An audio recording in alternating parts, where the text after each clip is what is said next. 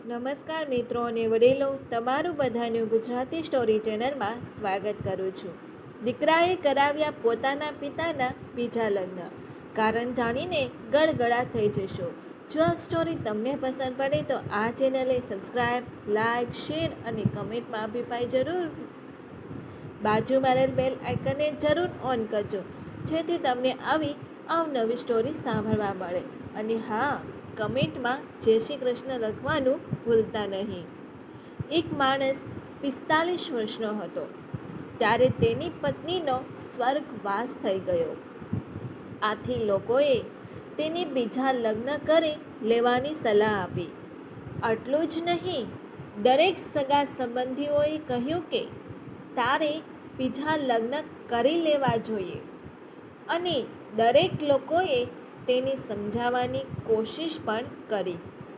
પરંતુ પહેલા માણસે જ્યારે પણ કોઈ કહે ત્યારે એ વાત કહીને આ વાતને ટાળી દેતો કે તેની જિંદગીમાં પત્નીની ભેટ સ્વરૂપે તેનો પુત્ર છે. એની સાથે જિંદગી આસાનીથી વીતી જશે. ધીમે ધીમે સમય વીતતો ગયો. પુત્ર પણ મોટો થતો ગયો.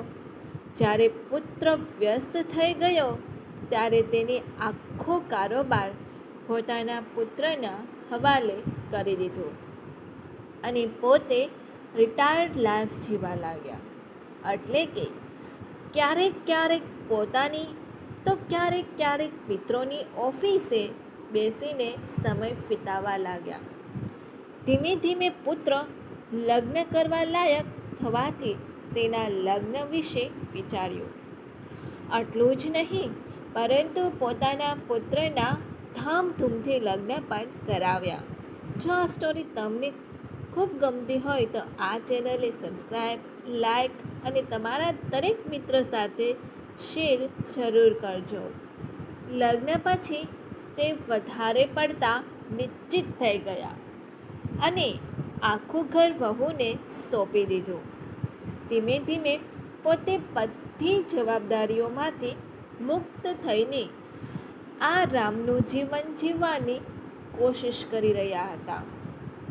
એક વખત પુત્રના લગ્ન થયા પછી આશરે 1 વર્ષ પછી બધા બપોરે જમવાનું જમી રહ્યા હતા અને તેનો પુત્ર પણ લંચ કરવા માટે ઓફિસેથી આવી ગયો હતો અને હાથ મોઢું ધોઈને ખાવાની તૈયારી કરી રહ્યો હતો. આટલામાં તેને સાંભળ્યું કે તેના પિતાએ વહુ પાસે ખાવા માટે દહીં મંગાવ્યું અને વહુએ જવાબ આપ્યો કે આજે ઘરમાં દહીં નથી. આથી લંચ પતાવીને પિતા ઓફિસ ચાલ્યા ગયા. થોડો સમય પછી પુત્ર અને તેની પત્ની સાથે ખાવા બેઠો અને તે જોઈને આશ્ચર્યચકિત થઈ ગયો, કારણ કે ખાવામાં સાથે એક આખો વાટકો ભરીને દહીં પણ હતું. પરંતુ તેને પોતાની અંદરની લાગણી બહાર આવવા દીધી નહીં અને કોઈ પ્રતિક્રિયા આપી નહીં. પોતે પણ ખાવાનું પતાવીને ઓફિસે ચાલ્યા ગયો. થોડા દિવસ પછી પુત્ર પિતાજીને કહ્યું કે પપ્પા, ચાલો આજે આપણે કોર્ટ જવાનું છે. આજે તમારા લગ્ન થઈ રહ્યા છે. પિતા આ સાંભળીને તદ્દન આશ્ચર્યચકિત થઈ ગયા. પુત્ર તરફ જોઈને કહ્યું કે દીકરા, મારી પત્નીની જરૂર નથી અને હું તને આટલો પ્રેમ આપું છું અને આશા રાખું છું કે તને પણ માની જરૂરિયાત નહીં જ હોય તો પછી બીજા લગ્ન કેમ?